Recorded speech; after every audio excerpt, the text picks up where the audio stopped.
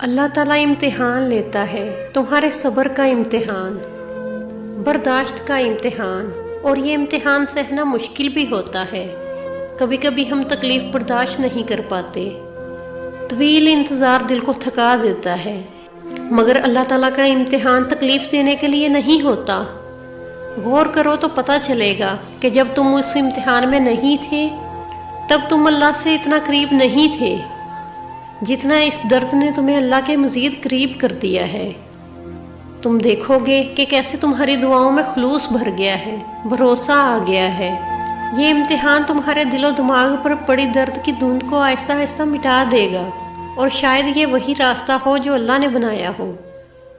اس سے مانگا نہیں ملا تو پھر ضرور اللہ نے کچھ خاص تمہارے لیے چن لیا ہے، بہتر کو بہترین سے بدل دیا ہے۔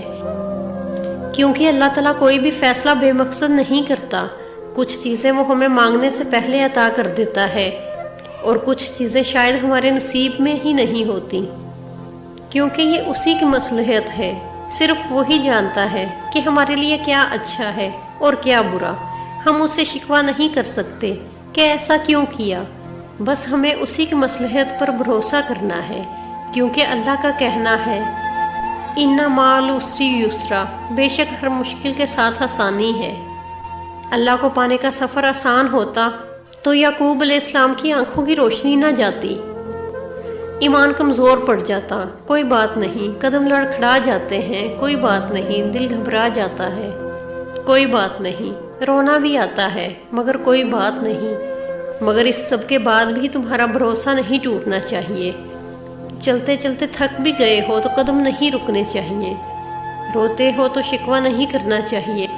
اللہ کو بھول جانے کا خوف ضروری ہوتا ہے تاکہ وہ تمہیں نہ بھول جائے۔ مالک کی ناراضگی اچھی نہیں۔ خوف بھی ایک تعلق ہے، پہلے خوف سے تعلق بنتا ہے، جب تعلق پکا ہو جائے تو بیچ میں سے خوف نکل جاتا ہے اور محبت رہ جاتی ہے۔ اللہ فرماتا ہے جو میرا بندہ بن جائے گا اسے کوئی خوف نہیں اور غم نہیں رہتا۔ خوف کو محبت میں بدلنا ہی بہترین زندگی ہے۔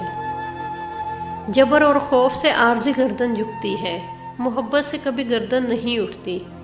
محبت اس جذبے کا نام ہے جہاں خوف ختم ہوتے ہیں، اور پھر جب محبت ہو جائے تب پھر محبت تمہارے بس میں نہیں رہتی۔